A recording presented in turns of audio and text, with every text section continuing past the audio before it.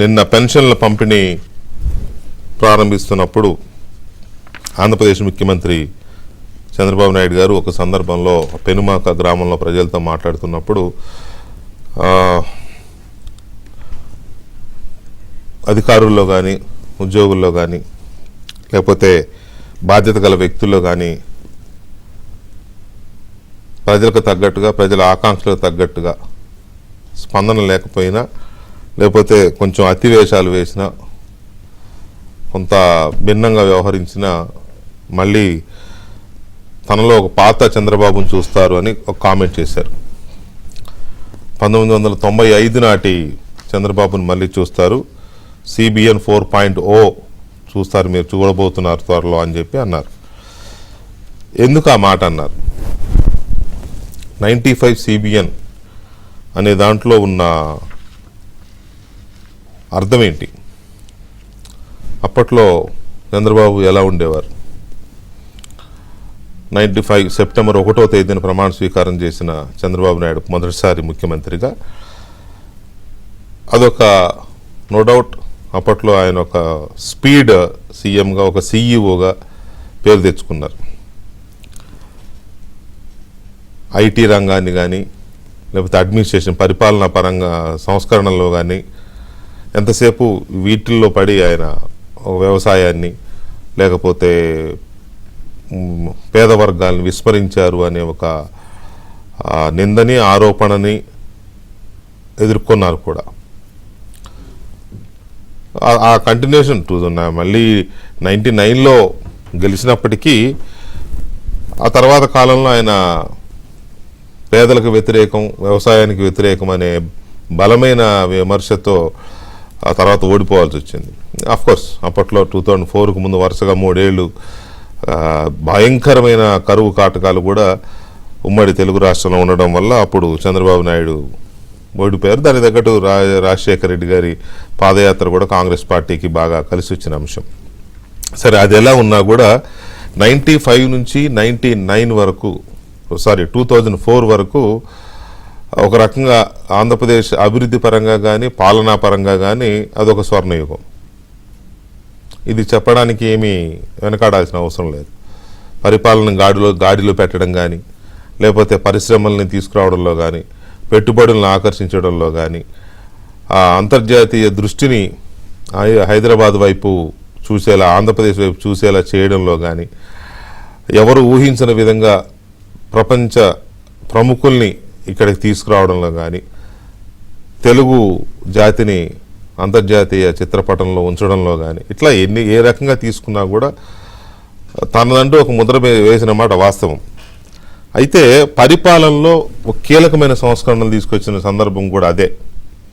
ఒక ప్రజల వద్ద ఒక పాలన కావచ్చు, ఒక నీరు కావచ్చు, ఆకస్మిక తనిఖీలు కావచ్చు, ఇట్లాంటి ఎన్నో రిఫార్మ్స్ వచ్చిన సందర్భం అది. ఇప్పుడు ఆ మాట ఎందుకు వచ్చింది? మళ్ళీ 95 CBN 4.0 95 అనే పదం ఆయనే పేరు పెట్టేసి ఎందుకు మాట్లాడారు? అప్పట్లో ఎలా ఉండేది అసలు? ఇప్పుడు ఆంధ్రప్రదేశ్కి, నవ్యాంధ్రప్రదేశ్కి ఇప్పుడు ఆ అవసరం ఉందా? అలాంటి అవసరం ఉందని చంద్రబాబు నాయుడు నమ్ముతున్నారా?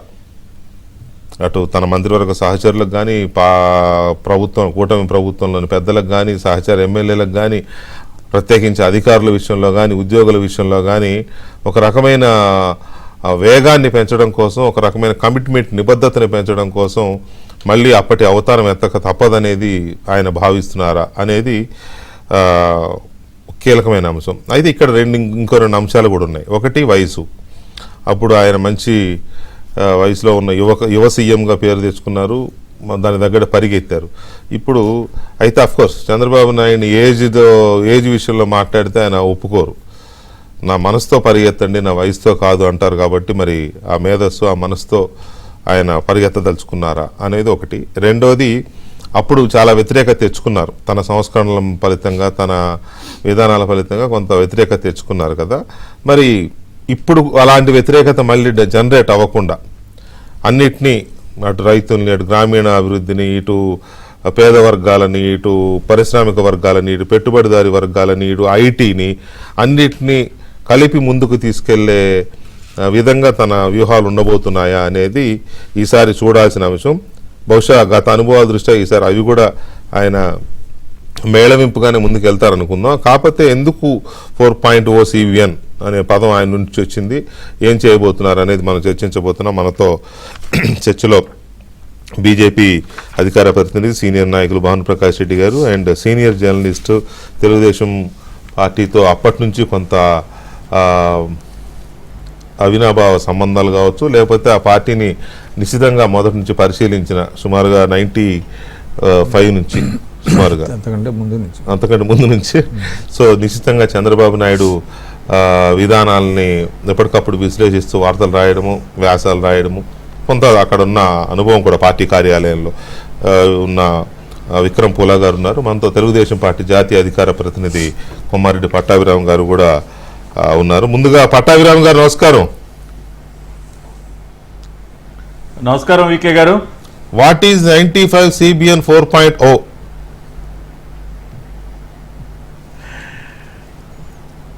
ముందుగా మీకు ప్యానెల్లో మిత్రులకి ఏబిఎన్ ప్రేక్షకులందరికీ నమస్కారం. నమస్కారం అండి. సరే, వాట్ ఈజ్ 95 CBN 4.0 అంటే ఆన్సర్ ఈజ్ వెరీ సింపుల్. ప్రజలు ఏదైతే కోరుకుంటా ఉన్నారో, పార్టీ కార్యకర్తలు, తెలుగుదేశం పార్టీ కుటుంబ సభ్యులు ఏదైతే కోరుకుంటా ఉన్నారో అదే CBN 4.0. వేరే ఇంకా కొత్తగా మనం దాన్ని ఏమి డిఫైన్ చేయక్కర్లా. ప్రజలు, పార్టీ కుటుంబ సభ్యులు అందరూ మా బాబు గారు ఇలా ఉండాలి, మా చంద్రబాబు గారు మాకు ఇలా కనిపించాలి అని ఏదైతే కోరుకుంటారో అదే CBN 4.0. 95లో మీరు ఒకసారి గతంలోకి వెళితే వికే గారు, అప్పుడు నాకు తెలిసి మీరు కూడా అప్పుడు హైదరాబాద్లోనే ఉన్నారా? ఇదంతా కూడా మీరు హైదరాబాద్లో జర్నలిజంలో ఉన్నాను. జర్నలిజంలో ఉన్నారా? ఓకే. సో అప్పుడు ఆయన మీ అందరికీ కూడా బాగా తెలుసు బాబు గారు వ్యవహార శైలి ఎలా ఉండేది, ఏ రకంగా ఆయన పనిచేస్తూ ఉండేవాళ్ళు. అంటే మోర్ ఆఫ్ పొలిటికల్ గవర్నెన్స్ ఉండేది అక్కడ. అంటే చంద్రబాబు నాయుడు గారు ఈ మధ్యకాలంలో ఆయన అంతటికి ఆయనే చాలా నిజాయితీగా ఆయన మాట్లాడినటువంటి ఒక మాట ఏంటంటే, నేను కొంత మధ్యలో అది 2014-19 మధ్య కానివ్వండి, లేదంటే 1999-2004 మధ్య కానివ్వండి, కొంత పొలిటికల్ గవర్నెన్స్కి దూరం అయ్యాను. ఎక్కువగా బ్యూరోక్రాట్స్ మీద ఆధారపడటం, ఎక్కువ టైం వారితో స్పెండ్ చేయటం, కొంత పార్టీకి ఎక్కువ సమయం కేటాయించలేకపోవటం వలన పార్టీకి నష్టం జరిగింది. అది 2004 ఎన్నికల్లో కానివ్వండి, 2019 ఎన్నికల్లో కానివ్వండి అని ఆయనే చాలా నిజాయితీగా ఒప్పుకున్నారు. సో ఈసారి CBN 4.0లో ప్రధానమైనటువంటి అంశం ఏంటంటే, పార్టీకి ప్రభుత్వానికి ఎటువంటి గ్యాప్ లేకుండా ఆయన పూర్తిగా ప్రభుత్వ కార్యక్రమాల్లో తలమునకలు అవ్వకుండా కొంత సమయాన్ని పార్టీకి కేటాయించడం, అదేవిధంగా పార్టీ కార్యాలయానికి రావటం, ఇక్కడ ఉన్నటువంటి నాయకత్వంతో కలవటం, ప్రజలతో కలవటం, పార్టీ కార్యాలయంలో వారి సమస్యలు తెలుసుకోవటం కానీ, ఎక్కువగా అంటే పార్టీని ప్రభుత్వాన్ని ఇంటిగ్రేట్ చేసి ముందుకు తీసుకెళ్లేటటువంటి కార్యక్రమాన్ని ఈసారి చంద్రబాబు నాయుడు గారు పెద్ద ఎత్తున దాన్ని చేపట్టాలన్న ఆలోచనలో ఉన్నారు, ఆ గ్యాప్ లేకుండా. అందుకనే మనం చూస్తూ ఉన్నాం, ప్రతి వారం సాటర్డే ఆయన ఖచ్చితంగా నేను పార్టీ కార్యాలయానికి నేను వస్తాను అంటే, అంటిల్ అన్లెస్ మరీ ఏదన్నా నేషనల్ లెవెల్ ఇంపార్టెన్స్ ఉన్నాయి, ఇంటర్నేషనల్గా ఉన్న ఈవెంట్స్ ఉంటే తప్పితే ఎవ్రీ సాటర్డే నేను పార్టీ కార్యాలయానికి వస్తాను, ఒక 4-5 గంటలు నేను పార్టీ కార్యాలయంలో స్పెండ్ చేస్తాను ఆయన చెప్పడం. ఇప్పటికే ఆయన ఆ రకంగానే ఆయన రావటం కూడా మొదలుపెట్టారు. సో పార్టీకి ప్రభుత్వానికి ఎటువంటి గ్యాప్ రాకుండా చూసుకోవటం ఒకటైతే, రెండోది పార్టీ సుప్రీం అన్న విధంగా. అంటే మీరు ఏ పార్టీలో అయినా చూడండి వికే గారు, అది భారతీయ జనతా పార్టీ అయినా, లేదంటే పొరుగున ఉన్నటువంటి తమిళనాడులో ఉన్నటువంటి DMK అయినా, లేదంటే కాంగ్రెస్ అయినా, చాలా ఏ పార్టీ తీసుకున్నా కూడా పార్టీ సుప్రీం అన్నట్టుగానే ఉంటారు. ఇప్పుడు ప్రధానమంత్రి నరేంద్ర మోడీ గారు కూడా అనేక సందర్భాల్లో ఆయన పార్టీ కార్యాలయానికి వచ్చి ప్రతి సందర్భంలో పార్టీ అధ్యక్షుడితో కూర్చుని పార్టీ వ్యవహారాల్లో చురుగ్గా ఆయన ఇన్వాల్వ్ అవుతూ పార్టీ నిర్ణయాల మేరకు, అక్కడ కూడా ఒక థింక్ ట్యాంక్ ఉంటుంది, ఆ నిర్ణయాల మేరకే ప్రభుత్వం కూడా పనిచేసేటటువంటి పరిస్థితి మనకు కనిపిస్తుంటుంది. ఆ రకంగా ఈసారి CBN 4.0లో కూడా పార్టీనే సుప్రీం అన్న రీతిలో కూడా ఇక్కడ మనం రాబోయే రోజుల్లో అటువంటి మార్పును కూడా చూడబోతున్నాం. అంతేకాకుండా నేను అనేది ఏంటంటే పట్టాభి గారు ఇక్కడ ఆనాడు ఉమ్మడి ఆంధ్రప్రదేశ్లో ఈనాడున్న సౌరభాలు లేవు. ఏదో ఒక నగరం ఉంది, హైదరాబాద్ నగరం ఉంది, అక్కడక్కడ కేంద్ర ప్రభుత్వ పరిశ్రమలు కానీ లేకపోతే కొన్ని పరిశ్రమలు కానీ ఉన్నాయి, కానీ ఈ ఆధునిక టెక్నాలజీ అప్పుడేం లేదు, రైట్? సో అప్పుడున్న పరిస్థితుల్లో ఆనాడు ఐటీ రంగంలో కానీ లేకపోతే అడ్మినిస్ట్రేషన్ పరంగా రిఫార్మ్స్ కానీ అవి అవసరమైనాయి. ఇప్పుడున్న నవ్యాంధ్రప్రదేశ్ కూడా అలాంటి సిచ్యువేషన్ కనపడతా ఉంది. ఏదో మీ మొదటి టర్మ్లో కొద్ది గొప్ప తీసుకొస్తే వాటందరినీ ఎలగొట్టారు, పారిపోయేలా చేశారు కదా వాళ్ళు గత ప్రభుత్వం. సో ఇప్పుడు మళ్ళీ ఎడారి లాంటి ఆంధ్రప్రదేశ్లో మళ్ళీ అలాంటి అవసరం ఉంది కాబట్టి ఇలా అనుకుంటున్నారా? అది సాధ్యమా అని కూడా ఒక క్వశ్చన్. లేదు ఖచ్చితంగా అండి. అప్పుడు ఏ రకమైనటువంటి సంస్కరణలు తీసుకొచ్చి ఆంధ్ర రాష్ట్రాన్ని దేశ చిత్రపటంలో ఒక అగ్రగామి రాష్ట్రంగా ఆయన నిలబెట్టారో, ఇప్పుడు కూడా మళ్ళీ అంటే గాడి తప్పినటువంటి రాష్ట్రం, అన్ని రకాలుగా ధ్వంసం అయిపోయినటువంటి రాష్ట్రం, అంటే 2019-24 మధ్య పూర్తిగా రాష్ట్రం మొత్తం కూడా అతలాకుతలం అయిపోయింది, సర్వనాశనం అయిపోయింది. కాబట్టి దాన్ని మళ్ళీ తిరిగి గాడిలో పెట్టాలి. సో ఇందాక నేను చెప్తున్నది ఏంటంటే 95 నుంచి ఆయన ఏ రకంగా అయితే అప్పుడు ఎన్టీఆర్ ట్రస్ట్ భవన్కి పదే రావటం విక్రమ్ గారు అందరికీ తెలుసు. ఇప్పటికీ కూడా చాలా మంది చెప్తారు, ఆ సీఎం ఆయన ఎన్నిసార్లు వచ్చేవాళ్ళండి పార్టీ ఎన్టీఆర్ ట్రస్ట్ భవన్లో ఉండేవాళ్ళు, అనేక విషయాలు చర్చించేవాళ్ళు, అనేక మంది నాయకుల దగ్గర నుంచి ఫీడ్బ్యాక్ తీసుకునేవారు, చాలా సమయం ఇక్కడ వెచ్చించేవాళ్ళు. ఆ రకంగా ఇక్కడ వచ్చినటువంటి ఫీడ్బ్యాక్ని తీసుకెళ్లి ప్రభుత్వ పరిపాలనలో దాన్ని అమలు చేసేటటువంటి సిస్టమ్ ఏదైతే ఉందో చాలా అద్భుతంగా ఉండేదని మాకు సీనియర్స్ చాలా మంది చెప్తారు. దానికి మళ్ళీ ఆయన శ్రీకారం చుట్టారు. రెండో ఇంపార్టెంట్ అంశం ఏంటంటే వికే గారు, ఎక్కువ సమయాన్ని ప్రజల మధ్య గడపటం. 95లో మనం చూసాం ఆకస్మిక తనిఖీలని, శ్రమదానం ద్వారా కానివ్వండి, జన్మభూమి ప్రోగ్రాం ద్వారా కానివ్వండి, డ్వాక్రా మహిళా సంఘాల ద్వారా కానివ్వండి, ఇంకా అనేక కార్యక్రమాలు చేపడుతూ ఆయన ఎప్పుడు కూడా ఎక్కువగా ప్రజల మధ్య ఉండేవాళ్ళు. సో ఇప్పుడు కూడా మళ్ళీ మీరు చూశారు పెన్షన్ల పంపిణీ కార్యక్రమం సందర్భంగా ఆయన ఒక రచ్చబండలాగా ఒక కార్యక్రమం ఆయన నిర్వహించి ఆ రోజు నిజంగా వీకే గారు ఐ ఫెల్ట్ సో హ్యాపీ. బాబు గారు అసలు అంత మనస్ఫూర్తిగా ఆయన నవ్వటం, ప్రజల మధ్య ఆయన బాడీ లాంగ్వేజ్, ఆయన పొందుతున్నటువంటి ఆనందం, ఆ తర్వాత మళ్ళీ ఆ కార్యక్రమం అయిన తర్వాత మాతో మాట్లాడుతూ ఈ టెలికాన్ఫరెన్స్లో అట్లా కూడా ఆయన చెప్పారు, నిజంగా నాకు ఈ 5 సంవత్సరాల్లో నేను పొందలేని ఆనందం మొన్న కూర్చుంటే ప్రజల మధ్య వాళ్ళ ఆనందం పంచుకుంటూ ఉంటే నాకు నిజంగా చాలా తృప్తి కలిగింది, నేను ఎక్కువ సమయం ఇంకా ప్రజల మధ్య ఉండాలనుకుంటున్నానని చెప్పి ఆయన చెప్పిన మాటలు. కాబట్టి భవిష్యత్తులో కూడా ఆయన ఎక్కువగా జిల్లాల పర్యటనలు కానివ్వండి, ప్రజల్ని కలుసుకునే కార్యక్రమాలు కానివ్వండి, అంటే గతంలో లాగా కొంత నెగిటివ్ ఫీడ్బ్యాక్ ఏంటంటే ఆ బాబు గారు రివ్యూ పెట్టారంటే ఓ 10 గంటలండి, క్యాబినెట్ మీటింగ్ ఒక 12 గంటలు, కలెక్టరల్ కాన్ఫరెన్స్ ఒక 2 రోజులు, ఇక మీదట అటువంటి సందర్భాలు ఉండవండి. మీరు ఫస్ట్ క్యాబినెట్ చూశారు 3-4 అవర్స్లో క్లోజ్ చేశారు.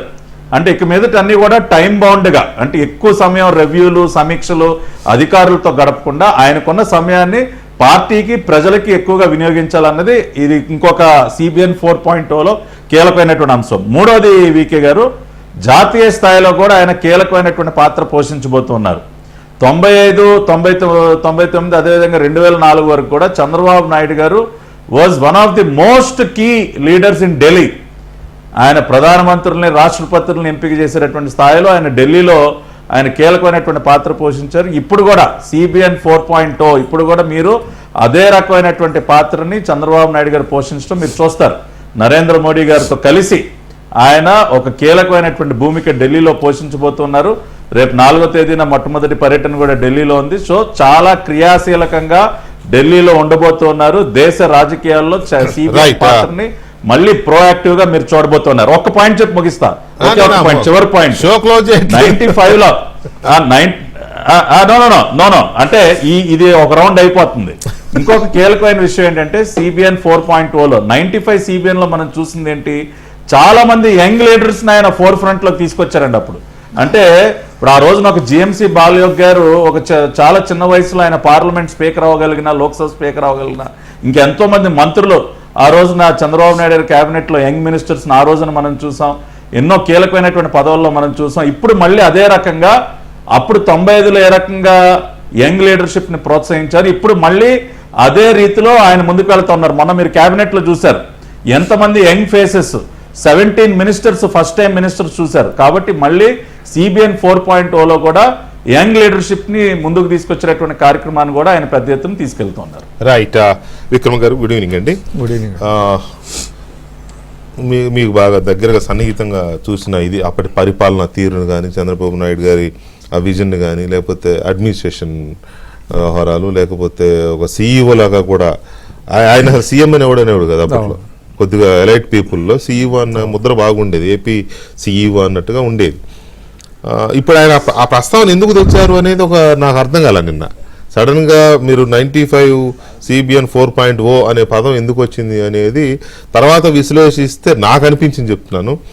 ఆనాటి పరిస్థితులు ఇప్పుడు మళ్ళీ ఆంధ్రప్రదేశ్ లో ఉన్నాయి. అలాంటి అడ్మినిస్ట్రేషన్ అవసరం. ఎగ్జాక్ట్. బహుశా అందుకే అన్నారా? అప్పటికి ఇప్పటికి ఖచ్చితంగా చరిత్ర పునరావృతం అవుతుందంటారు. తిరిగి మళ్ళీ చరిత్ర పునరావృతం అవుతుంది. అయింది. 95 ముందు ఆయన ముఖ్యమంత్రిగా పదవి బాధ్యతలు స్వీకరించే నాటికి రాష్ట్రం ఏ విధంగా ఆంధ్రప్రదేశ్ ఎలా ఉండిందో మోర్ ఆర్ లెస్ ఇప్పుడు అట్లానే ఉందండి. ఈ సందర్భంగా ఒకటి చెప్పాలి. ఇటీవల మనం 2 రోజుల క్రితమే T20 వరల్డ్ కప్ చూసాం. అవును. అంటే ఒక హోప్లెస్ సిచ్యువేషన్ నుంచి మళ్ళీ కప్పు గెలవగలగటం అందరూ చూసాం కదా మొత్తం. అసలు అదే ఎంటైర్ వరల్డ్ విట్నెస్ చేసింది. అంటే ఒక హోప్లెస్ సిచ్యువేషన్ నుంచి. అంటే ఇది ఎందుకు పోలిగా చెప్పాల్సి వస్తుందంటే మనం ఒక హోప్లెస్ సిచ్యువేషన్లో ఉంది వాళ్ళ రాష్ట్రం ఆంధ్రప్రదేశ్.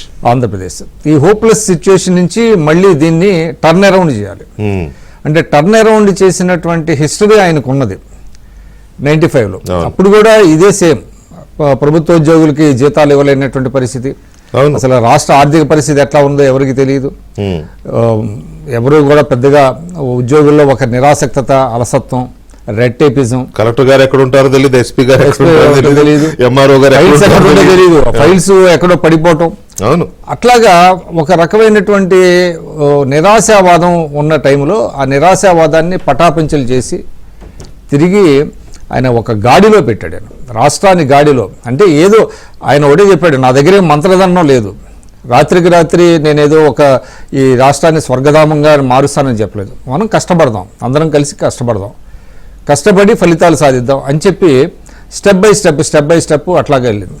దాంట్లో ఫస్ట్ ఆఫ్ ఆల్ ముందుగా అంటే ప్రభుత్వ ఉద్యోగుల మైండ్ సెట్ ఆయన మార్చాడు.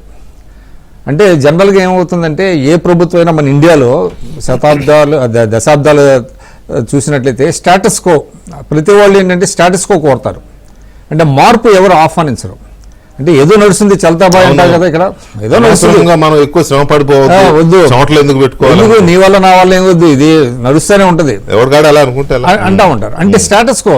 ప్రత్యేకించి రాజకీయ నాయకులు ఏంటంటే యథాతథ స్థితిని కోరుతారు. ఎందుకంటే మార్పును ఆహ్వానిస్తే ఫ్రిక్షన్ వస్తుంది, ఫ్రిక్షన్ లోంచి సమస్యలు వస్తాయి. సమస్యల్ని ఫేస్ చేయడం వాళ్ళకి ఇష్టం ఉండదు. అందుకని ఏం చేస్తారంటే సమస్యను కప్పిపెట్టి యథాతథ స్థితిని కొనసాగిస్తారు. చంద్రబాబు నాయుడు గారు అది బ్రేక్ చేశారు.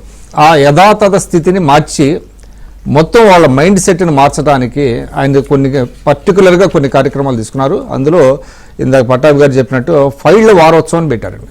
ఒకప్పుడు అసలు గవర్నమెంట్ ఆఫీసులకు వెళ్తే కూర్చుని అరగంట సేపు ఇంత ఫైళ్ళు ఉంటాయి, డస్ట్ పెట్టేసి ఉంటాయి, వాళ్ళు అక్కడ ఉండరు. మీరు నా ఆశ్చర్యం ఏంటంటే సెక్రటేరియట్లో ఒకటి ఉంది, కళ్ళజోడు ఫ్యాన్ తిరుగుతూ ఉంటుంది, ఇట్లానే పెన్ను ఓపెన్ చేసి పెడతారు, కళ్ళజోడు పెడతారు, మనిషి ఉండడు.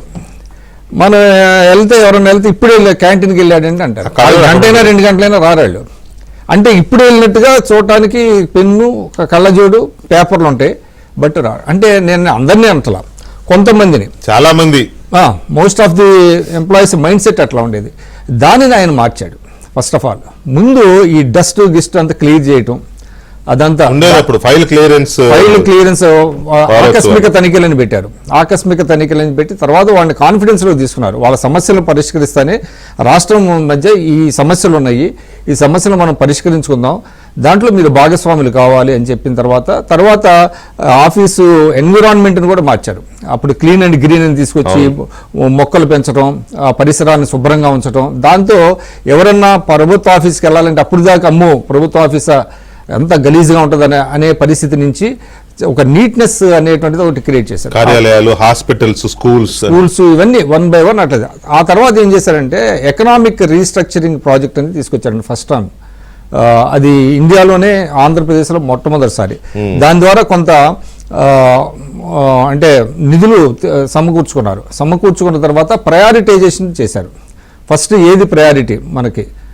విద్య, పిల్లల విద్య, పోషకాహారం, అదేవిధంగా గర్భిణీ స్త్రీల ఆహారం, వాళ్ళ ఆరోగ్యం, ఇటువంటి దాన్ని పారామీటర్స్గా పెట్టుకొని ముందుకు ఎకనామిక్ రీస్ట్రక్చరింగ్ ప్రాజెక్టులో మనకి దాదాపుగా ఆ రోజుల్లో 12,000 కోట్లు వచ్చింది. తర్వాత అట్లాగా దాని తర్వాత స్మార్ట్ గవర్నమెంట్, తర్వాత చిన్న ఉదాహరణ, అసలు పరిపాలనలో ఒక చిన్న మార్పు, అసలు మొత్తం ఎంటైర్ దీన్ని ఎలా మారుస్తుంది అనడానికి అప్పటి వరకు చంద్రబాబు నాయుడు గారు ముఖ్యమంత్రి కాకముందు వరకు కుల ధృవీకరణ పత్రం కావాలంటే 10th పాస్ అయిన తర్వాత తీసుకోవాలి, ఇంటర్ పాస్ అయిన తర్వాత, డిగ్రీ తర్వాత, పీజీ తర్వాత జాబ్కి తీసుకోవాలి. ఆ సమయంలో ఏం చేశారంటే ఇది కాదు, దీనికి చాలా విలువ సమయం పోతున్నదని చెప్పి శాశ్వత కుల ధృవీకరణ పత్రం పెట్టారండి. ఒక్కసారి ఎక్కడి నుంచైనా తీసుకోవచ్చు. వాళ్ళు సపోజ్ మీరు వరంగల్లో ఉండి హైదరాబాద్లో ఉండి వరంగల్లో తీసుకోవాల్సి వస్తుంది, కానీ ఎక్కడున్నా సరే అంటే దానికి ఏం చేశారు, చంద్రబాబు నాయుడు గారు ఫోటోలు లేవు. అంటే అప్పుడే అందుబాటులోకి వచ్చిన టెక్నాలజీని కూడా ఉపయోగించుకున్న తర్వాత ఏమైందంటే మీకు ఇక్కడ ఎంసీఆర్ హెచ్ఆర్డి, ఇవాళ మీకు ఆంధ్రజ్యోతిలో ఒక ఆర్టికల్ కూడా వచ్చింది, జ్వాలా నరసింహారావు రాశాడు, మంచి ఆర్టికల్ రాశాడు ఆయన. అప్పుడు స్మార్ట్ పరిపాలన, స్మార్ట్ అంటే simple, moral, accountable, transparent, responsive, transparent. అట్లనే మీకు ఏంటంటే ముఖ్యమంత్రి గారు ఎక్కడైనా విదేశాలు వెళ్తుంటే మంత్రులు ఎయిర్పోర్ట్కి వెళ్ళటం ఉండదు. చూడండి, దానికి కూడా తండ్రి పేరు ఇంకో పేరు పెట్టలేదు ఆయన. మర్రి చెన్నారెడ్డి మానవ వనరుల అభివృద్ధి కేంద్రం అని పెట్టారు. మరి మర్రి చెన్నారెడ్డి కాంగ్రెస్ ముఖ్యమంత్రి, ఆయన చంద్రబాబు నాయుడు చేశారు. చేసిన తర్వాత శిక్షణ, అందరికీ శిక్షణ ఇవ్వాలని ఐఏఎస్లు, ఐపీఎస్లు మొదలుకొని కింద స్థాయి వరకు అందరికీ శిక్షణ ఇప్పించాడండి. శిక్షణ ఇప్పించడం ఎందుకంటే మారుతూ ఉంటాయి ఎప్పటికప్పుడు, ఏంటంటే కంప్యూటర్లో ఉపయోగం వస్తుంది, తర్వాత పరిపాలన విధానాలు మారుతున్నాయి ప్రపంచవ్యాప్తంగా, దానికి తగినట్టుగా వాళ్ళకి శిక్షణ అందించేటువంటి కార్యక్రమాలు. మొదట్లో ఇదేంటి అనుకున్నారు, తర్వాత మారింది. తర్వాత ఆయన ప్రభుత్వంలోనే కాదు పార్టీలో కూడా అందరికీ కూడా శిక్షణ ఇప్పించారు, ఎమ్మెల్యేలకు ఇప్పించారు. తర్వాత కింద స్థాయి మండలాధ్యక్షుల వరకు కూడా దాదాపు 1 year ట్రైనింగ్ ప్రోగ్రామ్స్ జరిగినాయి, 1.5 year ట్రైనింగ్ ప్రోగ్రామ్స్. బయట నుంచి రిసోర్స్ పర్సన్స్ తీసుకొచ్చారు. సో అదంతా ఒకటి. తర్వాత ఏమైందంటే మీకు ఆయన ఫస్ట్ టైము జిల్లాలో రోడ్లు వెడల్పు కార్యక్రమం పెట్టారండి. ఫస్ట్ చాలా మంది భయపెట్టారు పార్టీ వాళ్ళు కూడా, రోడ్లు అంటే ఇళ్ళు పోతా ఉంటాయి, మీకు ఓట్లు కానీ దానివల్ల చాలా అద్భుతమైనటువంటి రెస్పాన్స్ వచ్చింది. ఫస్ట్ టైం చంద్రబాబు నాయుడు గారు బైపాస్ రోడ్లు వేయటం అనేది ఆయన పరిపాలన మొదలైంది. అట్లాగా ఒక్కొక్కటి ఆయన అన్ని మార్చుకుంటూ వచ్చి not only in the state, national లెవెల్లో కూడా ఆయన ప్రధానమంత్రిని ఒప్పించి. అదృష్టవశాత్తు ఏమైందంటే, అదృష్టవశాత్తు తెలుగుదేశం అంటే బలం మీద ఆ ప్రభుత్వం, వాజ్పేయి గారి ప్రభుత్వం ఆధారపడటం వల్ల బయట నుంచి సపోర్ట్ ఇస్తే అప్పుడు 29 మంది ఎంపీలు ఉన్న టైంలో మనకి రాష్ట్రానికి ఎన్నో తెచ్చుకోగలిగటం అనేటువంటిది జరిగింది. తెచ్చుకోవడానికి కూడా చాలా ఫలప్రదమైంది. తర్వాత ఒక్కటి చెప్పి వస్తాను, ఇందాక పట్టాభి గారు చెప్పినట్టుగా చంద్రబాబు నాయుడు గారు ఇల్లు మీకు తెలుసు కదా, జూబ్లీ చెక్ పోస్ట్ అక్కడ ఉండేవారు కదా. ఆయన 8:20కి బయలుదేరేవారు, 8:30 కల్లా ఎన్టీఆర్ భవన్కి వచ్చేవారు.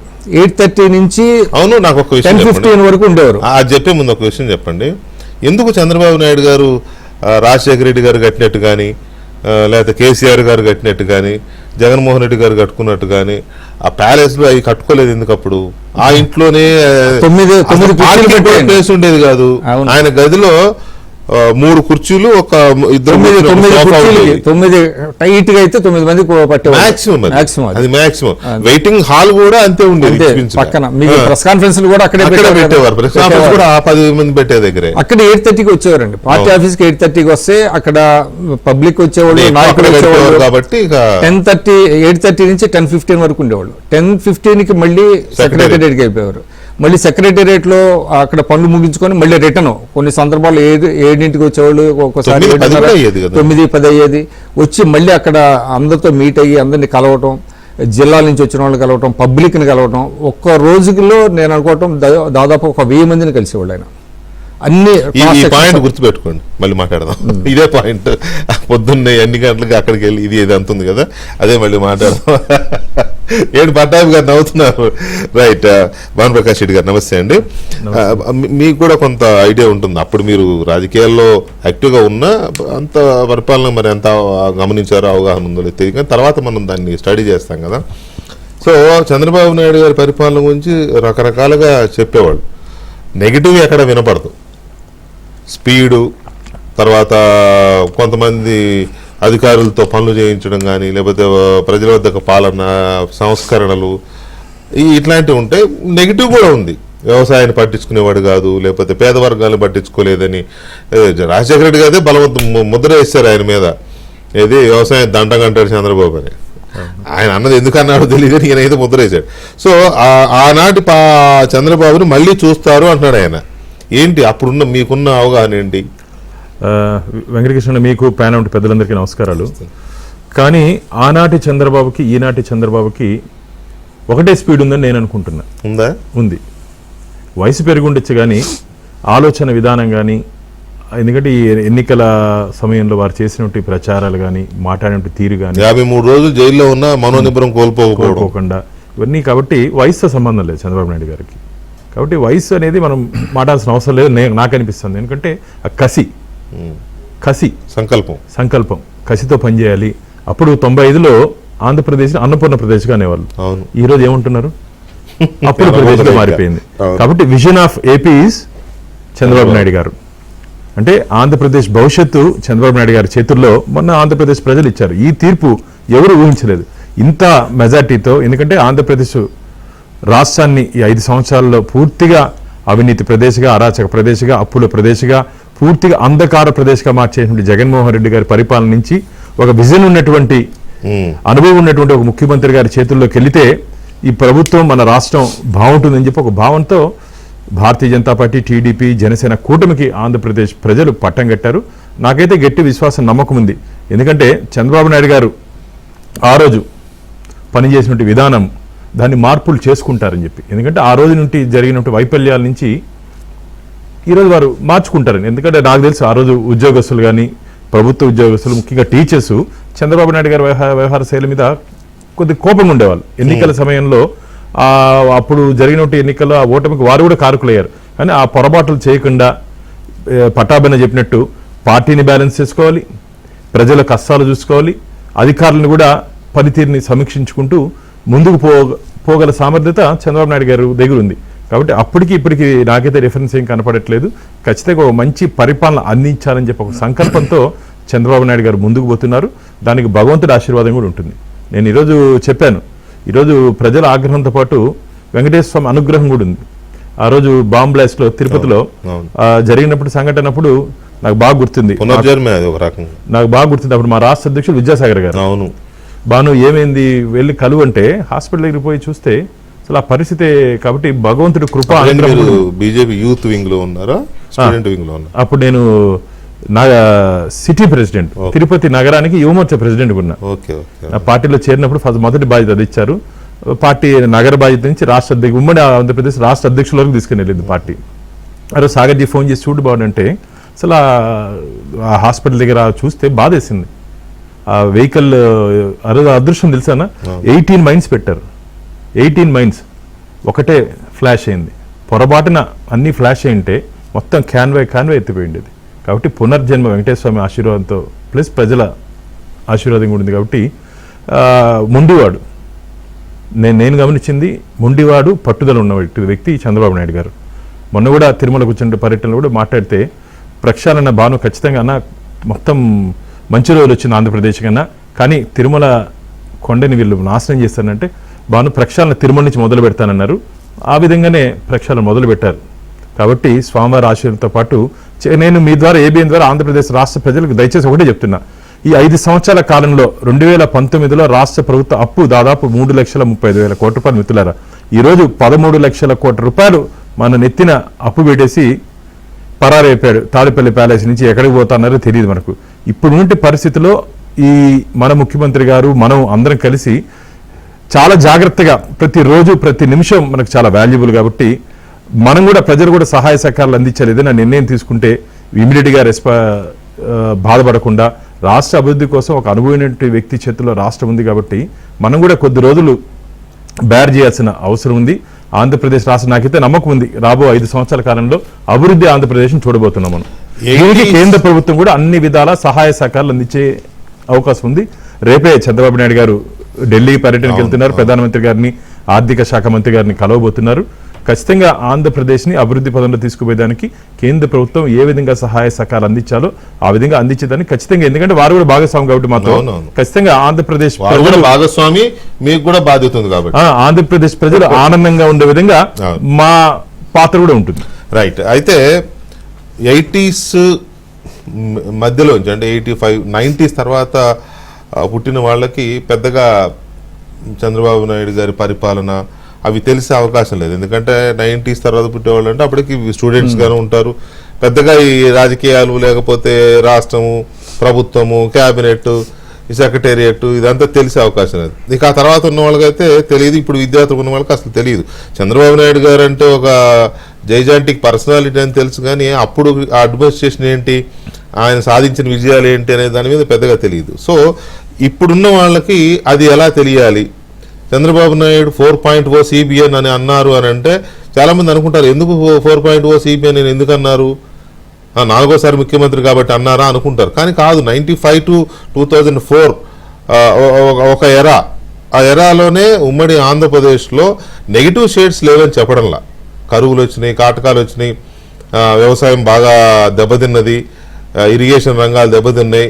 దానికి 2 కారణాలు ఉన్నాయి. ఒకటి ప్రభుత్వపరమైన దాన్ని ఏమంటారు, నిర్లక్ష్యం అని అనలేము, కానీ కాస్త కాన్సన్ట్రేషన్ లేకపోవడం. తర్వాత కరువు, విపరీతమైన కరువు. అందుకే అనేవాళ్ళు చంద్రబాబు అధికారంలో ఉంటే కరువు ఉంటుంది అని అదొక నింద ఆయన మీద వేసేవాళ్ళు. సో వీటికి ప్యారలల్గానే ఒకవైపు పారిశ్రామిక రంగం, పెట్టుబడిదారీ రంగం, అదే అభివృద్ధికి అవి చాలా ఇంపార్టెంట్ కాబట్టి అవి బాగా ఎంకరేజ్ చేయడంతో ఇవాళ హైదరాబాద్ కానీ ఆంధ్రప్రదేశ్ ఉమ్మడి ఆంధ్రప్రదేశ్గా ఉన్నప్పుడు కానీ మనం అంతర్జాతీయ స్థాయిలో గుర్తింపు వచ్చింది. ఇవాళ ఎన్ఆర్ఐస్ అమెరికాలోను లేకపోతే యూకేలోను చాలా దేశాల్లో ఎన్ఆర్ఐస్ ఉన్నారంటే అదంతా మీరు టైం ఎప్పుడు వెళ్ళారు అని ఎవరిని అడిగినా చంద్రబాబు నాయుడు ముఖ్యమంత్రి అయిన తర్వాత కాలం మేజర్గా 80% ఆఫ్ ఇవాళ ఎన్ఆర్ఐస్ గా అక్కడ సెటిల్ అయిన వాళ్ళు, వెళ్తున్న వాళ్ళు, ఉద్యోగాలు చేస్తున్న వాళ్ళు, బిజినెస్లు చేస్తున్న వాళ్ళు, వీళ్ళంతా కూడా చంద్రబాబు నాయుడు సీఎం అయిన తర్వాత వెళ్ళిన వాళ్ళే మెజారిటీ ఉంటారు. ఏ క్యాస్ట్ ఈ చెత్త అంతా వద్దు కానీ వెళ్ళిన వాళ్ళంతా దాదాపుగా. అయితే సో ఇవాళ మళ్ళీ ఆంధ్రప్రదేశ్కి ఆ పరిస్థితి, ఆ అవసరము ఎందుకు వస్తుంది అనే దాంతో పాటు ఈ పరిపాలనాపరమైన రిఫార్మ్స్ ఎలా ఉండబోతున్నాయి. అప్పట్లో ఇంకొక ప్రమాదం కూడా వచ్చింది. అప్పట్లో చంద్రబాబు నాయుడు బాగా పనిచేపిస్తున్నాడు, నేను నిద్రపోను మిమ్మల్ని నిద్రపోనివ్వను అన్నారని అక్కడక్కడ ఉద్యోగులు సంఘాలు కొద్దిగా గొడవలు చేసేవి. ఒక చోట ఎప్పుడు నాకు బాగా గుర్తు, ఒక ఎంఆర్ఓని ఎవరు ఒక ఆయన గుండెపోటుతో చనిపోయాడు, పశ్చిమ గోదావరి జిల్లాలో అనుకుంటా. వర్క్లో ఉన్నప్పుడు, సభలో ఉన్నప్పుడే, ప్రజల వద్దకు పాలనకి వెళ్ళినప్పుడు ఎంఆర్ఓ గారు ఒక ఎంప్లాయ్ గుండెపోటుతో చనిపోతే దాన్ని రాష్ట్ర స్థాయి ఇష్యూ చేసేసి సహాయ నిరాకరణ కూడా జరిగింది. బట్ తర్వాత దాన్ని మళ్ళీ వాళ్ళకి నచ్చజెప్పి చంద్రబాబు నాయుడు దాన్ని ఇది చేశారు. అప్పటి నుంచి ఇంకొంచెం వాళ్ళ మధ్య సాన్నిహిత్యం పెరిగింది, ఉద్యోగులకి ప్రభుత్వానికి మధ్య. సో ఇలాంటి వాటిని ఎలా ఎదుర్కొంటారు? నాకు విక్రమ్ గారు చెప్తుంటే నేను అక్కడే ఆగండి, తర్వాత మాట్లాడదాం అనేది. ఎందుకు అని అంటే ఆ వేగం, ఆ కలివిడితనం, తర్వాత ఇప్పుడున్న పరిస్థితుల్లో ఇప్పుడున్న రాజకీయాలు అప్పుడు వేరుగా ఉన్నాయి. అప్పుడు రాజకీయాలు ఇలా లేవు. ఇప్పుడున్నంత క్షుద్ర రాజకీయం, అప్పుడు ఆ క్షుద్ర రాజకీయం లేదు. ప్రతిపక్షాలు ఉండేవి, కన్స్ట్రక్టివ్ క్రిటిసిజం ఉండేది. బూత్ రాజకీయాలు, క్షుద్ర రాజకీయం ఉన్నాయి. కాబట్టి వీటిల్లో ఎలా ఆయన కాదనుకుని ముందుకెళ్తారు, వాటిని పక్కకు తోసి ఎలా ముందుకెళ్ళగలుగుతారు. తర్వాత ఇప్పటి వరకు మనం చెప్పుకున్న ఈ వేగము, ఆయన ఏజ్, ఎంత వద్దనుకున్న ఏజ్ అనేది ఫ్యాక్టరే కదా మనిషికి ఆయన. కాబట్టి ఇవన్నీ కూడా పట్టాభి గారు, మీరు తెలుగుదేశం పార్టీ లో వచ్చిన తర్వాత మీరు చంద్రబాబు నాయుడు గారి పొలిటికల్ హిస్టరీ కానీ లేకపోతే ఆయన అడ్మినిస్ట్రేషన్ తీరుతెన్నులు బాగా స్టడీ చేసి ఉంటారు. అంటే అప్పుడు యంగ్స్టర్గా ప్రత్యక్షంగా అది అనుభవించి ఉండకపోయినా కూడా పరిపాలన అవి తర్వాత స్టడీ చేస్తారు కదా. సో నేనేమంటానంటే అదొక ఎరా. కొందరికి నచ్చొచ్చు, కొందరికి నచ్చకపోవచ్చు. అందులో నెగిటివ్ షేడ్స్ ఉన్నాయి, ఇందాక చెప్పినట్టుగా అదొక ఎరా, నో డౌట్. అయితే ఆ ఎరాని ఇప్పుడు మళ్ళీ ఎస్టాబ్లిష్ చేయాలి అని అంటే దానికి చాలా వేగం అవసరం, ఆయన ప్రజెన్స్ అవసరం. ప్రతి దాంట్లో ప్రజెన్స్ ఉంటేనే డెఫినెట్గా అప్పుడు ఉదయం 10 కూర్చుంటే సాయంత్రం 6, 7, 8 అయ్యేది క్యాబినెట్ మీటింగ్ అయ్యేసరికి. మీరు ఇందాకే చెప్పారు, మీరే చెప్పారు, కలెక్టర్ల సమావేశాలు 2 days 48 hours జరిగేవి. అక్కడ రిపోర్టింగ్ చేయడానికి మేము బాబోయ్ ఎప్పుడవుద్ది అనేంత పరిస్థితి ఉండేది. కానీ ఇప్పుడు అలా కాదు కదా. సో దానికి ఒక ఏజ్ ఫ్యాక్టర్ ఒకటి అడ్డు వస్తుంది. సో ఇవన్నీ, ఈ వేగము, ఓపిక, ఇవన్నీ అవుతాయా, మేనేజ్ అవుతాయా?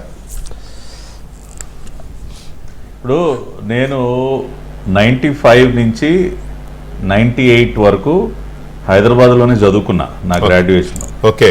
నేను ప్రత్యక్షంగా చూసా చంద్రబాబు నాయుడు గారు సీఎంగా ఆయన ఎన్టీఆర్ ట్రస్ట్ భవన్కి వచ్చే సమయంలో నేను కూడా ఒక యంగ్స్టర్గా చాలాసార్లు వెళ్ళాను నేను పార్టీ ఆఫీస్కి. ఆ కొన్ని వేల మందిలో నిలబడి నేను కూడా చూస్తూ ఉండేవాడిని బాబు గారిని, ఆయన కాన్వాయ్లో రావటం. అదంతా మాకు చాలా ఎగ్జైటింగ్ ఉండేది. సో నేను ప్రత్యక్ష సాక్షిని అనేక సందర్భాల్లో హైదరాబాద్లో. కాబట్టి ఖచ్చితంగా అంటే ఇప్పుడు కూడా ఎందుకు ఆ వేగం ఎందుకు అవసరం, ఎందుకు CBN 4.0 95 టైంలో ఎలా ఉన్నారు, ఇప్పుడు మళ్ళీ బాబు గారు అలా ఉండాల్సిన అవసరం ఎందుకు ఏర్పడింది అన్నది ఒకసారి మనం ఆలోచిస్తే వీకే గారు, ఒకటి గతంలో అప్పుడు ఆయన ప్రజల మధ్య అనేక కార్యక్రమాలు చేపట్టి ఎక్కువగా ప్రజల మధ్య గడిపినటువంటి పరిస్థితి. ఇప్పుడు కూడా అదే పరిస్థితి ఉత్పన్నమైంది. దేనికంటే ప్రజలందరూ కూడా పెద్ద ఎత్తున ఒక రకమైన నైరాశ్యంలో ఉన్నారు వీకే గారు. అందుకనే కదా అంత పెద్ద ఎత్తున వన్ సైడెడ్గా చంద్రబాబు నాయుడు గారు ముఖ్యమంత్రికి గెలిపించారంటే వాళ్ళకు ఒక ధైర్యాన్ని ఇవ్వగలిగినటువంటి వ్యక్తి చంద్రబాబు నాయుడు గారు అని చెప్పి నమ్మి వాళ్ళు ఏకపక్షంగా ఓట్లేసి బాబు గారిని గెలిపించారు. కాబట్టి ఆ రకంగా నిరాశ, నిస్పృహల్లో, నైరాశ్యంలో ఉన్నటువంటి ప్రజలకి ఒక భరోసాను కల్పించాలంటే ఆయన ఏదో అమరావతిలోనో లేదంటే ఆయన ఆఫీస్లోనో కూర్చుని అటువంటి మెసేజ్ ఇవ్వలేరు ఆయన. అందుకనే ఇవాళ the situation today demands Chandrababu Naidu garu to be more among people, ప్రజల మధ్య ఎక్కువ ఉండాల్సినటువంటి సమయం ఇది. అందుకనే ఆయన ఆ పందాన్ని ఎంచుకున్నారు. మొన్న జరిగినటువంటి కార్యక్రమం దానికి ప్రత్యక్ష ఉదాహరణ. ఒక పేదింటిలో కూర్చుని ఆయన దాదాపుగా ఒక 30 గంట పెన్షన్ ఆయనే స్వయంగా ఇచ్చి వాళ్ళ కష్టాలని తెలుసుకుని వాళ్ళకి ధైర్యం చెప్పి ఒక పూరి గుడిసెలో కూర్చుని ఆయన మాట్లాడి వచ్చారు చూసారా. అటువంటి సన్నివేశాలు ఇంకా ఎక్కువ చూస్తారు మీరు. రెండోది వీకే గారు, ఇప్పుడు స్పీడ్ కూడా చాలా అవసరం. ఏదైతే విధ్వంసం జరిగిందో గత 5 సంవత్సరాల కాలంలో దాన్ని సరిచేయాలంటే వేగం కూడా అవసరం. మనకి ఎక్కువ టైం లేదు. నేనేదో ఇంకొక 15-20 సంవత్సరాలు టైం తీసుకుంటా అంటే లేదు. ఇప్పుడు అంత ఓపికలు ఇప్పుడు ఎవరికి లేవు, రాష్ట్రానికి కూడా అంత టైం లేదు. మళ్ళీ మనం వేగంగా దీన్ని గాడిలో పెట్టాలి అంటే టైం మేనేజ్మెంట్ చాలా ముఖ్యం. చంద్రబాబు నాయుడు గారు అది కూడా గ్రహించారు. నాకున్నటువంటి రోజులో ఉన్నటువంటి 24 గంటల్ని నేను అనేక కార్యక్రమాలకు వినియోగిస్తే కానీ మళ్ళీ రాష్ట్రం తిరిగి అభివృద్ధి బాటలో నడిచేటటువంటి పరిస్థితి లేదు. ఇప్పుడు ఉన్నటువంటి ఛాలెంజెస్ ని అధిగమించాలంటే గతంలో లాగా ఒకే ఇష్యూ మీద గంటల తరబడి ఆయన కూర్చునేటటువంటి పరిస్థితి లేదు. అందుకని ఆ వేగం కూడా చాలా అవసరం. అందుకని ఆయన వేగంగా ముందుకు వెళతానన్న మాట కూడా అన్నారు. మూడోది వీకే గారు, పొలిటికల్ గవర్నెన్స్, పార్టీ పైన దృష్టి ఎందుకు అవసరమో కూడా చంద్రబాబు నాయుడు గారు గ్రహించారు. ఎందుకంటే మళ్ళీ ఈ మన గత సైకో ఎవరైతే ఉన్నారో జగన్మోహన్ రెడ్డి లాంటి వ్యక్తులు మళ్ళీ రాజకీయంగా మళ్ళీ ఎదిగి మళ్ళీ రాష్ట్రాన్ని నాశనం చేసేటటువంటి పరిస్థితి కల్పించకుండా ఉండాలంటే ఆయన పార్టీ పైన ఎక్కువ సమయాన్ని కేటాయించాలి, పార్టీ పైన దృష్టి పెట్టాలి, పార్టీ యంత్రాంగాన్ని బలోపేతం చేయాలి, పార్టీని ఎప్పుడూ కూడా ఒక యాక్టివ్ మోడ్లో ఉంచాలి. అలా ఉంచితేనే మళ్ళీ రేపు ఎన్నికల్లో వన్ సైడెడ్గా గెలిచేటటువంటి అవకాశం ఉంటుంది. మళ్ళీ ఆయన పరిపాలనలో పడిపోయి పార్టీని విస్మరించారనుకోండి, మళ్ళీ అధికారం కోల్పోయేటటువంటి ప్రమాదం కూడా ఉంటుందన్న విషయాన్ని కూడా ఆయన గ్రహించారు. అందుకనే మళ్ళీ ఈ జగన్ రెడ్డి ఎవరైతే భూస్థాపితం అయిపోయాడో ప్రజల చేతుల్లో, అతను మళ్ళీ లెగకుండా ఇంకొక 10 సంవత్సరాలు 15 సంవత్సరాలు మళ్ళీ తెలుగుదేశం పార్టీ ప్రభుత్వం, కూటమి ప్రభుత్వం అధికారంలో ఉండాలంటే ఆయన పొలిటికల్ గవర్నెన్సే మార్గం అని ఆయన గ్రహించారు. అందుకనే పార్టీ పైన ఎక్కువ సమయాన్ని కేటాయిస్తూ ఉన్నారు. చివరిగా ఇవాళ యువ నాయకత్వం కూడా చాలా అవసరం. ఇవాళ అన్ని కూడా సిట్యువేషన్కి తగ్గట్టు ఆయన నిర్ణయాలు తీసుకున్నారు. సిట్యువేషన్కి తగ్గట్టే ఆయన దిస్ ఈజ్ CBN 4.0 95లో ఉన్నటువంటి చంద్రబాబు ఈ రోజున రాష్ట్రానికి అవసరం. అందుకనే మళ్ళీ నేను ఆ అవతారంలో మీ ముందుకు వస్తూ ఉన్నాను. గతంలో ఏ రకంగా అయితే ఆయన పెట్టుబడులు తీసుకొచ్చారో, గతంలో ఏ రకంగా అయితే రాష్ట్రాన్ని, ఆ రోజున హైదరాబాద్ అంటే ఎవరికి తెలియనటువంటి ఒక నగరాన్ని ఒక గ్లోబల్ స్థాయిలో దాన్ని ఏ రకంగా అయితే నిలబెట్టారు, ఇవాళ అమరావతిని కూడా అదే రకంగా నిలబెట్టాలి, రాష్ట్రాన్ని కూడా అదే రకంగా నిలబెట్టాలి. దానికి ఇవాళ ఆయన ఎంచుకున్నటువంటి పందానే సరైనటువంటి మార్గం. కాబట్టి ఇవాళ ప్రజలందరూ కూడా చాలా ఆనందంగా ఉన్నారు, పార్టీ కార్యకర్తలు ఆనందంగా ఉన్నారు. చంద్రబాబు నాయుడు గారు సరైనటువంటి మార్గాన్ని ఎంచుకున్నారని చెప్పి everyone is feeling extremely happy VK garu today. Right. Vikram గారు, ఇందాక మీరు చెప్తుంటే నేను ఆపింది కూడా ఆ ఉద్దేశంతోనే. ఎందుకంటే అది చాలా హార్డ్ వర్క్. అది అప్పట్లో మనం చూసేవాళ్ళం, ఎంత టైం స్పెండ్ చేసేవాళ్ళు అంటే ఈయన మనిషా రోబో అనే టాక్స్ కూడా వినేవాళ్ళం అప్పట్లో కదా. సో అలా అంత హార్డ్ వర్క్, అంత మైండ్ కాన్సన్ట్రేషన్, ప్లానింగ్, ఇవన్నీ మళ్ళీ అందరితో పని చేయించాలి, ఆయన పని చేయాలి. అప్పుడంటే చేశారు, ఓపిక. టెక్నాలజీ అంతా లేదని ఉపయోగం లేదు. అవును. ఇప్పుడు ఏంటంటే టెక్నాలజీ బాగా అందుబాటులోకి వచ్చింది కాబట్టి టెక్నాలజీని బాగా ఉపయోగించుకోగలిగితే అంత శ్రమ ఉండాల్సిన అవసరం లేదు. ఉదాహరణకి ఇప్పుడు మీరు చెప్పారు, పైగా ఇప్పుడు లోకేష్ గారు వీళ్ళు కూడా అందుబాటులోకి వచ్చారు కాబట్టి అందుబాటులోకి వచ్చారు. తర్వాత ఇప్పుడు మీరు అన్నారు ఎస్పీలతో కలెక్టర్లతో కాన్ఫరెన్స్, ఇవన్నీ 2 days పెట్టేవాళ్ళు. అది అవసరం కూడా యాక్చువల్లీ చెప్పాలంటే కలెక్టర్లతో ఎస్పీలతో. కాకపోతే ఇప్పుడు ఏంటంటే డైరెక్ట్గా one-on-one మాట్లాడేటువంటి అవకాశం కూడా ఉంది. కాబట్టి అంత శ్రమ కొంచెం తగ్గించుకోవచ్చు ఆయన. ఇప్పుడు మీరు అన్నారు, కాకపోతే age is not barrier for him అండి. ఇప్పుడు పివి నరసింహారావు గారు కూడా 71 సంవత్సరాలకి పిఎం అయ్యాడు. బై డిఫాల్ట్ అది ఒక డిఫరెంట్ మనకి మనం చూసాం కదా మన సమ్మర్లో ఎవరు బయటికి రాలేని టైంలో ఆయన రోజుకి ఒక సభ పెడితే ఆయన 3 సభలు 4 సభలు పెట్టి అసలు అందరినీ ఆశ్చర్యపరిచినటువంటి పరిస్థితి. ఒకటండి, చంద్రబాబు నాయుడు గారి విజయంలో ప్రధానమైనటువంటిది ప్రజలను భాగస్వాములు చేయటం.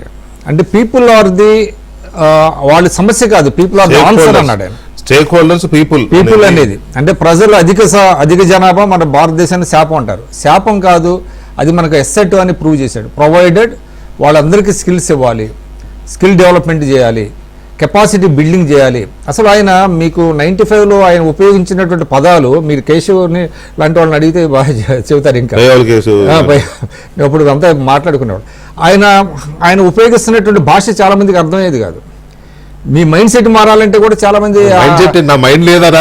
అని వాళ్ళు చాలా నొచ్చుకున్నారు. తర్వాత రియలైజ్ అయ్యారు. తర్వాత కెపాసిటీ బిల్డింగ్స్ అనేవాడు ఆయన. తర్వాత మీరు చేంజ్ ఏజెంట్స్ కావాలనేవాడు. ప్రతి మనిషి ఒక చేంజ్ ఏజెంట్ కావాలి, ఒక మార్పుకు దోహదం కావాలి. కాబట్టి మీరు దాన్ని ఏదైతే అంతకు ముందు ఉన్నదో ఒక నిరాశ నిస్పృహలను పటాపించాలి. సెల్ఫ్ బిలీఫ్, నేను ఇందాక ఎందుకు చెప్పానంటే రోహిత్ శర్మది వాళ్ళు because of their self belief వాళ్ళని విజయ తీరాలకు చేర్చింది. మీలో మీకు సెల్ఫ్ బిలీఫ్ ఉండాలి, yes we can achieve this అని. అటువంటిది ఆయన ఇంబైబ్ చేయగలిగాడు. ఆయన పార్టీ శ్రేణులతో ముఖాముఖి గంటల తరబడి మాట్లాడి వాళ్ళతో ప్రతి నెల విస్తృత స్థాయి సమావేశం జరిగేదండి. అందరినీ పిలిచి జిల్లాల వారీగా మాట్లాడేవారు. తర్వాత మీకు పాలిట్ బ్యూరో రెగ్యులర్గా పాలిట్ బ్యూరో 15 రోజులకు ఒకసారి జరగటం, సీనియర్ లీడర్ల సలహాలు, డెమోక్రటిక్ అంటే సమిష్టి నిర్ణయాలు తర్వాత ఫీడ్బ్యాక్ తెప్పించుకునే వాళ్ళండి. మెయిన్ ఏంటంటే చంద్రబాబు నాయుడు గారిలో ఒక ప్రోగ్రాం పెడితే ఫీడ్బ్యాక్ ఉంటుంది. ఆ ఫీడ్బ్యాక్ ప్రకారం అది మనకి ప్రజలు ఏమనుకుంటున్నారు, అది బెటర్గా ఉందా, ఏమన్నా లోపాలు ఉన్నాయా, ఏ విధంగా సరి చేసుకోవాలి, ఇవన్నీ ఉన్నాయి. ఆ క్రమంలోనే మీకు కొన్ని ప్రజలు భాగస్వామ్యత ఏర్పరిచినటువంటి డ్వాక్రా లాంటి కావచ్చు, అదేవిధంగా CMUI కావచ్చు, ఇట్లాంటి కొన్ని పథకాలు మీకు అసలు ఒక ఉద్యమ స్థాయిలో వెళ్ళిపోయినాయి. మీకు గ్రామీణ ప్రాంత ప్రజల జీవన స్థితిగతులను పూర్తిగా మార్చేసింది, వాళ్ళ ఆర్థిక పరిస్థితులు మార్చింది. ఇక్కడ ఏం జరుగుతుంది అసలు ఆంధ్రప్రదేశ్లో, వాట్ ఈస్ హ్యాపెనింగ్ ఆంధ్రప్రదేశ్ అని బ్రిటన్ పార్లమెంట్లో మాట్లాడుకునే పరిస్థితి వచ్చింది. సో ఇట్లాంటి మీరు మీరు అన్నట్టుగా ఇప్పుడు ఆ రోజున రాజశేఖర రెడ్డి గారు కూడా, తర్వాత కాంగ్రెస్ పార్టీ కూడా ఏం చేసింది, ఈయన మీరు అంటున్నారు, ఇంకుడు గుంటలు అంటున్నారు, ప్రాజెక్టులని నెగ్లెక్ట్ చేశారు అని చెప్పి ఒక దుష్ప్రచారం చేసి వ్యవసాయం దండగా మారని అన్నారు. అసలు ఎక్కడన్నామో వ్యవసాయం దండగా మారి మీరు చూపించండి అంటే వాళ్ళు చూపించలేకపోయారు. కానీ అది క్రియేట్ చేశారు. ఇది అంటే మీరు అన్నారు కాబట్టి ఒక సందర్భంలో నేను రాజశేఖర రెడ్డి గారిని నిలదీసి అంటే ఫ్రెండ్లీగా మాట్లాడుతున్నప్పుడు నేను అడిగాను, ఎక్కడ అన్నాడు చంద్రబాబు నాయుడు గారు చెప్పండి, ఆయన సీఎంగా ఉన్నప్పుడు అడిగితే ఊరుకోవయ్యా అట్లా అనలేదులే కానీ దండగొస్తుంది, రైతులకి వ్యవసాయం చేస్తే దండగొస్తుంది అన్నాడు. మరి ఆ రైతులు అలాగంటారా? దండగంటే నష్టం, దాన్ని మేము ఏదో వాడుకున్నామని ఆయన స్వయంగా చెప్పాడు. ఆయన సందర్భంలో కొన్ని సందర్భాలు వాళ్ళు వెళ్ళి ఏమన్నా మీకు కంప్యూటర్ తిండి పెడుతుందా రాసేది, ఆయన రెటోరిక్ స్టైల్ సోలు పౌడర్లకు అవ్వబడుతున్నాడు చంద్రబాబు నాయుడు. కంప్యూటర్లు తిండి పెడతాయా, పంపు సెట్ కావాలా, కంప్యూటర్ కావాలంటే చంద్రబాబు నాయుడు గారు చెప్పారు కంప్యూటర్ ఇచ్చేది మేమే, పంపు సెట్ కూడా మేము ఇచ్చేదని. ఎందుకంటే తెలంగాణలో మెట్ట ప్రాంతాల్లో అత్యధికంగా ఇక్కడ పంపు సెట్లు ఇచ్చారు ఎన్టీ రామారావు గారు కానీ, తర్వాత చంద్రబాబు నాయుడు గారు కానీ. అయితే ఆ సందర్భంలో ఏంటంటే ఎందుకు ఆయన మీద ఎక్కువ నెగిటివిటీ వచ్చిందంటే ప్రపంచీకరణ అప్పుడే మొదలైంది. ప్రపంచవ్యాప్తంగా ఆర్థిక సంస్కరణలు ఏంటంటే సెకండ్ జనరేషన్ రిఫార్మ్స్కి ఆద్యుడు చంద్రబాబు నాయుడు గారు. అప్పుడు మీకు తెలుసు విద్యుత్ సంస్కరణలు తీసుకురావడం, కొంత డిస్కమ్లు, తర్వాత ఏంటంటే వాళ్ళు మొత్తం అప్పులు పాలైపోయి కొలాప్స్ అయిపోయినటువంటి స్టేజ్లో దాన్ని మళ్ళీ రివైవ్ చేయడానికి కొంతమేర ఛార్జీలు పెంచారు. అయితే ఆ సందర్భంలో దానికి ఆ ప్రపంచం అయితే విచిత్రం ఏంటంటే మీకు అంతకు ముందు అప్పులు కావాలంటే ఎల్ఐసి నుంచి అండి. ఎల్ఐసి 12.5% అప్పిస్తుంది ఏ గవర్నమెంట్కైనా. అట్లాగా కొన్ని సంస్థాగతమైనటువంటి బాండ్స్ కానీ ఇవన్నీ కూడా ఎక్కువ వడ్డీ అయితే ప్రపంచ బ్యాంక్ మీకు 4.5%. దాంట్లో మళ్ళీ గ్రాంట్ ఉంటుంది. అప్పుడు చంద్రబాబు నాయుడు గారు తెచ్చింది సరాసరిన అంటే సగటున 4,500,000 కోట్లే. ఆయన మొత్తం పరిపాలనలో 9 ఏళ్ల సీఎంగా ఉన్నప్పుడు 40,000 కోట్లే తెచ్చాడు ఆయన. అయితే కమ్యూనిస్టులు విపరీతంగా ప్రపంచీకరణకి వాళ్ళు వ్యతిరేకం. ఇంకేముంది, ఏదో జరిగిపోతున్నది, మొత్తం పిఎస్యూలను అమ్మేస్తున్నారు, పిఎస్యూలు మూసేస్తున్నారు, చంద్రబాబు నాయుడు రాష్ట్రాన్ని తాకట్టు పెట్టేశాడు. రోసీ గారు కూడా చెప్పేవాడు అప్పులు తెచ్చి ఉగ్గు పాలతో పుట్టిన పిల్లలకు కూడా పోస్తున్నారు అని. ఇట్లాగా దుష్ప్రచారం విపరీతంగా జరిగింది. సిపిఎం మరీ ఎక్కువ సిపిఎం. అయితే విచిత్రం ఏంటంటే అంత కరువులో కూడా మీకు కేంద్రాన్ని ఒప్పించి 55 లక్షల మెట్రిక్ టన్నుల బియ్యం తెచ్చారు. అసలు ఏ రాష్ట్రంలో కూడా అంత పెద్ద ఎత్తున బియ్యంతో భవనాలు కట్టారు. నా భవనాలు బియ్యాన్ని తర్వాత అండి first of all Chandrababu Naidu గారు పవర్ పాయింట్ ప్రెజెంటేషన్ ఇచ్చిన ఏకైక ముఖ్యమంత్రి చంద్రబాబు నాయుడు. అప్పటి వరకు అసలు రాష్ట్రంలో ఎంతమంది ఎంప్లాయీస్ ఉన్నారో ఎవరికి తెలియదు. జిఎస్డిపి ఎంత వస్తుందో కరెక్ట్ ఫిగర్స్ ఉండవు. తర్వాత ఏ రంగంలో ఏంటనేది ఎవరికి తెలియదు. అవంతా మొత్తాన్ని ఆయన కంప్యూటరైజేషన్ చేయించారు. ఫస్ట్ కంప్యూటరైజేషన్ జరిగింది చంద్రబాబు నాయుడు గారి టైంలోనే. మొత్తం ప్రతి 46 కీలక డిపార్ట్మెంట్లు ఉంటాయండి స్టేట్ గవర్నమెంట్లో. ఈ 46 కీలక డిపార్ట్మెంట్లను మొత్తం కంప్యూటరైజేషన్ చేసే ప్రక్రియ మొదలుపెట్టారు. ఏపీ స్వాన్ అని ఇట్లాంటి కొన్ని ప్రాజెక్ట్స్, కార్డ్ అనే ప్రాజెక్టు, తర్వాత మీకు రవాణా శాఖలో కార్డు ప్రాజెక్టులు ఇవన్నీ వచ్చినాయి. అట్లాగా టీం కూడా మంచి టీం, చాలా మీకు మంచి పాయింట్ చెప్పారు మీరు. ఆయన పేషీలో చాలా సమర్థులైనటువంటి ఐఏఎస్లు ఉండేది. Excellent team. ఆయన పార్టీలో ఎక్సలెంట్ టీం ఉండేది. అన్ఫార్చునేట్లీ ఆ టీంలో కొంతమంది జగన్మోహన్ రెడ్డి గారి వల్ల భ్రష్టు పెట్టారు తర్వాత. అన్ఫార్చునేట్లీ ఇక అది మనం అంటే వాళ్ళని యూజ్ అంటే జగన్మోహన్ రెడ్డి గారే కాదు, నన్ను అడిగితే రాజశేఖర రెడ్డి గారు సంగతే. రాజశేఖర రెడ్డి గారు జగన్మోహన్ రెడ్డి గారి వల్ల కొంత ఐఏఎస్లు ఐపీఎస్లు వాళ్ళు కూడా తెచ్చుకున్నారు. అంటే చంద్రబాబు నాయుడు గారు ఎప్పుడు వ్యక్తుల కోసం కాకుండా వ్యవస్థల కోసం ఆయన తాపత్రయపడ్డాడండి. రాజశేఖర రెడ్డి గారు ఏంటంటే వ్యక్తులకి చాలా అవుట్ ఆఫ్ వే చేశాడు. దాంతో ఆ కంపారిజన్లో ఏంటి వాళ్ళు చాలామంది రాజశేఖర రెడ్డి దేవుడు అంటే ఏంటి, ఎందుకు దేవుడే అని అడుగుతూ ఉంటాను నేను. అడిగితే నాకు అది చేశాడు, వ్యక్తిగతమైన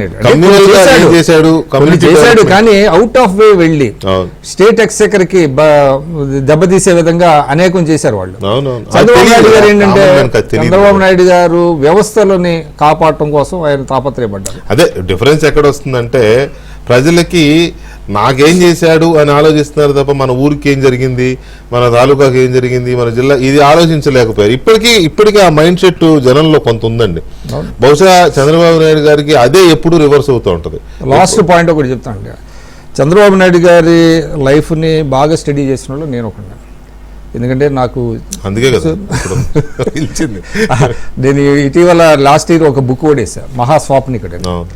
దాంట్లో మొత్తం చాలా వరకు I touched upon very few points అనమాట. అంటే ఒక పాయింట్ చెప్తా. ఆయన హైదరాబాద్లో చాలామంది హైదరాబాద్ అనగానే హైటెక్ సిటీ అనుకుంటారు. ఆయన హైదరాబాద్లో 180 మురికివాడల్ని అభివృద్ధి పరిచాడండి. అది చాలామంది చెప్పరు, చెప్పుకోవాలి అంటే చాలామందికి తెలియదు. హైదరాబాద్ లో ఒకప్పుడు మీకు తెలిసలేదు, బంజారా హిల్స్ చుట్టూ మురికి వాళ్ళు ఉండే, కాంట్రాస్ట్ విపరీతంగా ఉండేది. కాంట్రాస్ట్ మినిస్టర్ క్వార్టర్స్ పక్కనే మళ్ళీ దారుణమైన వెనుకబడిన ప్రాంతాలు ఉండేవి. నోటిఫైడ్ 180 నోటిఫైడ్ మురికి వార్డులు ఉంటే ఆ 180 మురికి వాడల్ని డిఎఫ్ఐడి అంటే బ్రిటన్ నుంచి నిధులు తీసుకొచ్చి అవి అభివృద్ధి చేశారు. తర్వాత ఎంఎంటిఎస్ రైలు తీసుకురావడానికి కారణం ఆయన. ఇక్కడ గాంధీ ఆసుపత్రిని మీకు ఇక్కడ నుంచి తరలించారు, అంతకుముందు ముషీరాబాద్లో ఉండేది, తరలించి అక్కడ చెర్లపల్లిలో జైలు చేయించారు. తర్వాత మీకు ఇంకోటి, ఆ జైలులో కూడా అండర్ ట్రయల్స్కి ఈ మీకు వాళ్ళు సంవత్సరాల తరబడి అందులోనే మగ్గిపోతారంటే ఈ టెక్నాలజీని ఉపయోగించుకొని వర్చువల్గా కాన్ఫరెన్స్ లో ఎంత మేలు జరిగిందంటే అండర్ ట్రయల్స్ వారాల్లో బయటకు వచ్చేసినటువంటి పరిస్థితి. అట్లాగా ఆ టెక్నాలజీని ఉపయోగించుకుని అద్భుతంగా చేశారండి. ఇంకోటి కూడా ఆయన ఆ సమయంలో కొన్ని సందర్భాలు చెప్పేవారు, ఈ సెల్ ఫోను మీకు భవిష్యత్తులో మొత్తం అన్ని పనులు దీని ద్వారా చేసుకోవచ్చు అంటే మరీ ఎక్కువ చెప్తున్నాడు అనిపించేది. కానీ ఇప్పుడు తలుచుకుంటే మనం టెలిఫోన్ బిల్లులు అన్నీ మనం సెల్ ఫోన్ ద్వారానే కడుతున్నాం కదా. అంటే ఒక విజనరీ, ఆయన విజన్ అనేది ఖచ్చితంగా అప్పుడే విజన్ 2020 దాంట్లో కేసీఆర్ గారు కూడా భాగస్వామి, మా టీంలో కూడా ఉండేవాడు ఆయన. కేసీఆర్ గారు చెప్పేవాడు నాతో కూడా ఒకటి రెండు సార్లు. కేసీఆర్ గారు అసలు ఎక్కువ చెప్పేవాడు చంద్రబాబు గారి గొప్పతనం గురించి. కేసీఆర్ గారు చెప్పినంత గొప్పగా ఎవరు చెప్పలే ఆయన, ఎందుకంటే శిక్షణ శిబిరాల్లో ఆయన వన్ ఆఫ్ ది మెయిన్ వక్త అనమాట. మెయిన్ వక్త, సిలబస్ కూడా తయారు చేసేవాడు కేసీఆర్ గారు. శిక్షణ తరగతి సిలబస్ తయారు ఆయన కోత నేను రాత అనేవాళ్ళు. ఆయన కోత ఆయన చెప్పేవాడు, చెప్తే మేము ఆ శిక్షణాంశాలని తయారు చేసేవాడు. ఆయన చాలా చెప్పేవాడు. ఆయన ఒకటి అనేవాడు, ఒక సీఎం మీ పళ్ళు సరిగ్గా తోముకోండి అని ఎవరైనా చెప్తారు, ఎందుకంటే మీకు జన్మభూమి కార్యక్రమాల్లో దంత వైద్య పరీక్షలు ఉండేవి. దంత వైద్య పరీక్షలు ఫస్ట్ టైం అది జన్మభూమి కార్యక్రమాల్లో కళ్ళ పరీక్షలు, దంత వైద్య పరీక్షలు, ఎన్ని రకాల పరీక్షలు ఉండేవండి. పశువులకి వైద్యం, ఇట్లాంటివన్నీ అనమాట. ఇది మనం చెప్పుకుంటూ పోతే కాకపోతే ఏంటంటే ఆయన 4.0 CBN అని చెప్పారు అని అంటే ఆయన నోట్ ఎంపేటప్పుడు నేను CBN అనే పదం వినలా, నేనైతే వినలా. ఫస్ట్ టైం నిన్న విన్నా. నేను కూడా ఇందాక పట్టాభి గారు చెప్పినట్టుగా నేను ఐ ఫెల్ట్ వెరీ హ్యాపీ అండి. ఎందుకంటే ఆయన చాలా నవ్వుతా చాలా రోజుల తర్వాత, ఎందుకంటే ఈ మధ్య ఆయన గెలిచిన తర్వాత కూడా ఆయన ఫేస్ చాలా గంభీరంగా ఉంటుంది. రాజశేఖర రెడ్డి గారు అనేవాడు చంద్రబాబు నాయుడికి నవ్వకూడదని శాపం ఉందని అనేవారు కదా. అంటే కానీ నిన్న ఆ మింగిలేని వ్యవహారం కానీ ఇది కొంత. సో నేను ఇక్కడ ఏమంటా అంటే ఎంప్లాయ్మెంట్ లాంటిది కూడా ఒక కన్స్ట్రక్టివ్ ఎంప్లాయ్మెంట్, ఏదో ఇచ్చామంటే ఇచ్చాం అని చెప్పుకోవడానికి. ఇప్పుడు చూడండి, వాలంటీర్లకు ఉద్యోగాలు ఇచ్చారు, డప్పా కొట్టుకున్నారు. ఇప్పుడు ఏమైంది, ఒక వాలంటీర్ లేడు, వాళ్ళు ఏమయ్యారు, వాళ్ళ ఉద్యోగాలు ఏంటో వాళ్ళు ఏం చేశారో తెలియదు. కానీ మన చంద్రబాబు నాయుడు గారు అప్పుడు సీఎంగా ఉన్నప్పుడు 95 నుంచి నాకు బాగా గుర్తు 2004 వరకు 9 DSCలు పడ్డాయి, అంతే కదా. 9లో 98 DSC ఒకటి వివాదాస్పదమైంది, ఎవరో కోర్టుకు వెళ్ళారు. మిగతా 8 DSCలు ప్రతి DSCలో కూడా 15 నుంచి 20 వేల మధ్యలో టీచర్ పోస్టులు నియమించేవాళ్ళు. నా తెలిసి వాళ్ళ మెజారిటీ టీచర్లు ప్రమోషన్లు వచ్చి ఉన్న సీనియర్ టీచర్లు అందరూ అప్పుడు నియమితమైన వాళ్ళే. సో ఇట్లా చాలా ప్రైవేట్ సెక్టర్లో ఎంప్లాయ్మెంట్ కానీ. సో ఇలాంటి ఎంప్లాయ్మెంట్ ఆంధ్రప్రదేశ్కి అవసరం కాబట్టి ఆయన అది కూడా అవతారం ఎత్తబోతున్నాడా. దాంట్లో రాయలసీమ చాలా ఇంపార్టెంట్. మీ తిరుపతి జిల్లాలో శ్రీ సిటీలు కానీ, లేదా అనంతపురం జిల్లాలో ఇండస్ట్రీస్ కానీ, కర్నూలు జిల్లాలో ఇండస్ట్రీస్ కానీ, సో ఇవి కూడా మీకు సంబంధించినవి అవుతాయి. సో ఎలాంటివి ఉండొచ్చు అనుకుంటున్నారు అప్పటికి ఇప్పుడు పోలిస్తే? ఖచ్చితంగా గత 5 సంవత్సరాల్లో ఆంధ్రప్రదేశ్లో పెట్టుబడులు రాలేదు. రాని దానికి రాలేదా, వచ్చిన వాటిని నిలబెట్టారని చెప్పి రాలేదు అంటే మైనస్. ఎందుకంటే జగన్మోహన్ రెడ్డి వ్యవహార శైలి చూసి వాళ్ళ మంత్రులు, వాళ్ళ ఎమ్మెల్యేలు ఉన్న ఇండస్ట్రీస్ మీరు ఏదైనా పెట్టుబడి పెట్టాలి, ఒక 1000 కోట్లు వస్తే నేనైతే ఏమడుగుతానంటే ప్రజాప్రతినిధిగా మా జిల్లా వాళ్ళకి ఉద్యోగం ఏంటి అంటాను. ఆ ప్రజాప్రతినిధి 1000 కోట్లకి 10% కమిషన్ వేసి 100 కోట్లు ఇమ్మన్నాడు. కాబట్టి ఏ ఇది నిజం, నేను చెప్పేది 100 కోట్లు వారు 100 కోట్లు సంపాదించంటే 10 ఏళ్ళు పడుతుంది. తెలివి లేని ఇల్లు ఆ షేరు దాంట్లో వాళ్ళు మాట్లాడేసి అసలు నాకు ఆంధ్రప్రదేశ్ అంటేనే దండం పెట్టి వెళ్ళిపోయారు. నేను వ్యక్తిగతంగా నాకు బాగా గుర్తు, మన ఎల్వి సుబ్రహ్మణ్యం గారు CS ఉన్నప్పుడు ఒక టీంని, నాకు స్వార్థం ఏమంటే రాయలసీమలో ఏదైనా పెట్టించాలని చెప్పి దాదాపు 1000 కోట్లు పెట్టుబడితో UK నుంచి ఒక టీం వచ్చారు ఫార్మాసిటికల్స్ పెట్టాలని.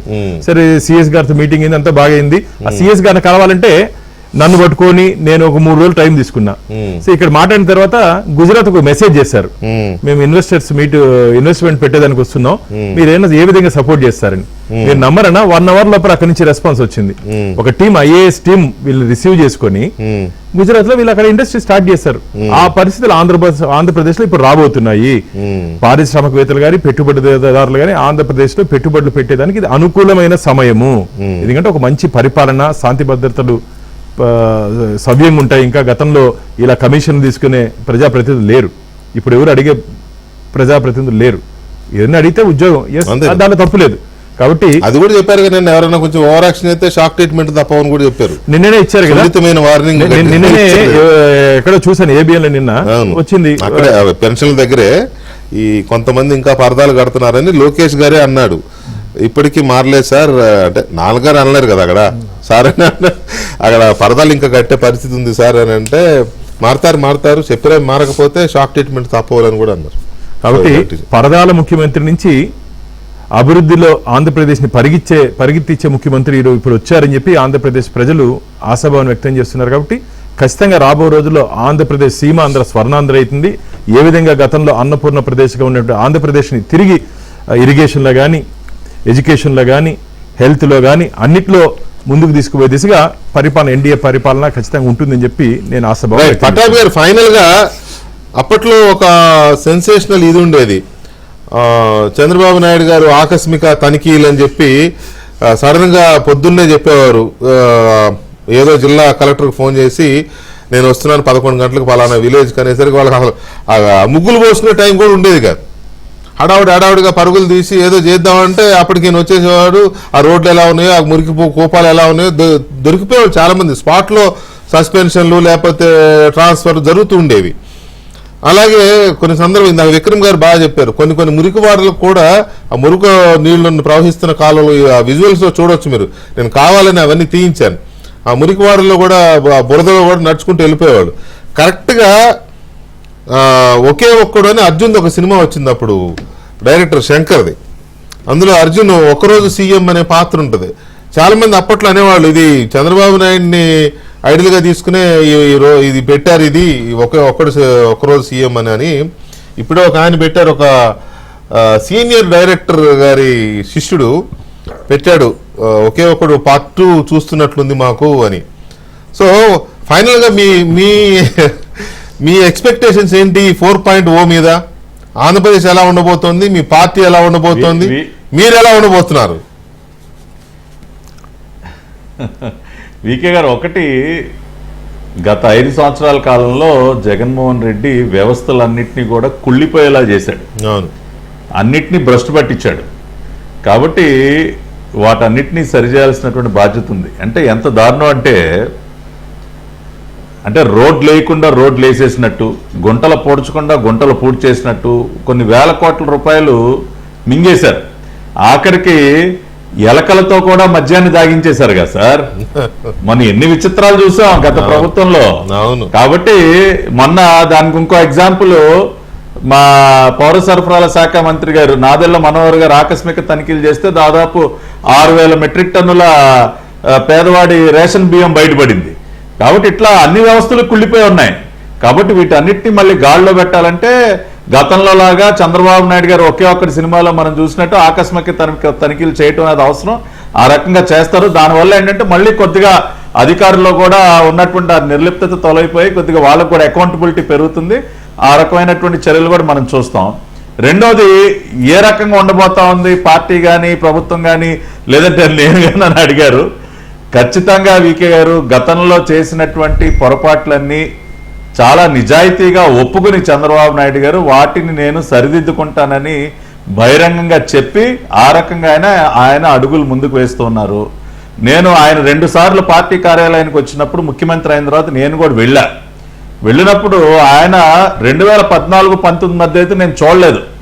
ఆ రకంగా ఆయన యాజ్ సీఎం పార్టీ నాయకులతో ఇంటరాక్ట్ అవటం, ప్రజలతో పార్టీ ఆఫీస్లో ఇంటరాక్ట్ అవటం, నా ముఖ్య నాయకులందరినీ పిలిచి ఆయన ఛాంబర్లో కూర్చోబెట్టుకుని ఏంటి ఈ వారం ఏం జరిగింది, మనం ఏం చేయాలి, నెక్స్ట్ వీక్ ఏం చేయాలి, ఏంటి ఫీడ్బ్యాక్ ఏంటి అని అడగటం, ఇవన్నీ చూసిన తర్వాత మా అందరికీ చాలా ఒక పాజిటివిటీ పెరిగింది. అంటే ఇది కదా కావాల్సింది, మన బాబు గారు ఇలా కదా ఉండాల్సింది అనిపించింది. కాబట్టి ఆ రకంగా ఒక పొలిటికల్ గవర్నెన్స్ చూస్తారు. కార్యకర్తలు కూడా చాలా నష్టపోయారు సార్. 5 సంవత్సరాలు ఎన్ని దాడులు ఎదుర్కొన్నారు, ఎన్ని రకాలుగా ఆస్తులు కోల్పోయి ఆ కార్యకర్తలు కూడా చాలా బాధల్లో ఉన్నారు. కాబట్టి వాళ్ళు కూడా కొన్ని వేల సంఖ్యలో వస్తూ ఉన్నారు పార్టీ కార్యాలయానికి. వాళ్ళను కూడా మళ్ళీ వాళ్ళకు ఒక మంచి భవిష్యత్తు కల్పించాలి. ఆ రకంగా గతంలో లాగా ఏదో పదవులు ఇవ్వటానికి సంవత్సరాల తరబడి పెండింగ్ లో పెట్టే పరిస్థితి కూడా ఉండదు సార్. అది కూడా మనకు చాలా క్లియర్ గా చెప్పారు. నెక్స్ట్ 1-2 months లో నామినేటెడ్ పోస్టులన్నిటికి కూడా అపాయింట్మెంట్లు అవ్వబోతా ఉన్నాయి. ఇప్పటికే లిస్టులన్నీ ప్రిపేర్ చేస్తా ఉన్నారు. గతంలో లాగా ఏళ్ల తరబడి వాటిని వేకెంట్ పొజిషన్లు ఉంచినటువంటి పరిస్థితి ఉండదు. కాబట్టి అన్ని రకాలుగా మార్పు కనపడుతూ ఉంది. మాలాంటి నాయకులకు కూడా ఒక మంచి భవిష్యత్తు కనపడుతూ ఉంది. చంద్రబాబు నాయుడు గారి సారథ్యంలో, లోకేష్ బాబు గారి సారథ్యంలో మేమందరం కూడా అతి త్వరలోనే కొన్ని కీలకమైనటువంటి బాధ్యతల్లోకి వెళ్ళి ఆయన సారథ్యంలో రాష్ట్రం కోసం, ప్రజల కోసం పనిచేస్తామన్న ఒక ఆశాభావం కూడా మాలో చాలా మెండుగా ఉంది. వికే గారు రైట్ అండి, చూద్దాం. 4.0 CBN లో ఆ జమానాలో ఆంధ్రప్రదేశ్ మళ్ళీ ఒకప్పటి వైభవాన్ని సంతరించుకొని అభివృద్ధిలో పరుగులు తీస్తుందని. సరే, మీ కోరికలు మీరు అనుకున్నట్టుగానే మీకు కూడా మంచి మంచి అవకాశాలు, బాధ్యతలు వస్తాయని కోరుకుంటూ ఆల్ ది బెస్ట్ పట్టాభి గారు. థ్యాంక్ యూ వెరీ మచ్ చర్చలో పాల్గొన్నందుకు.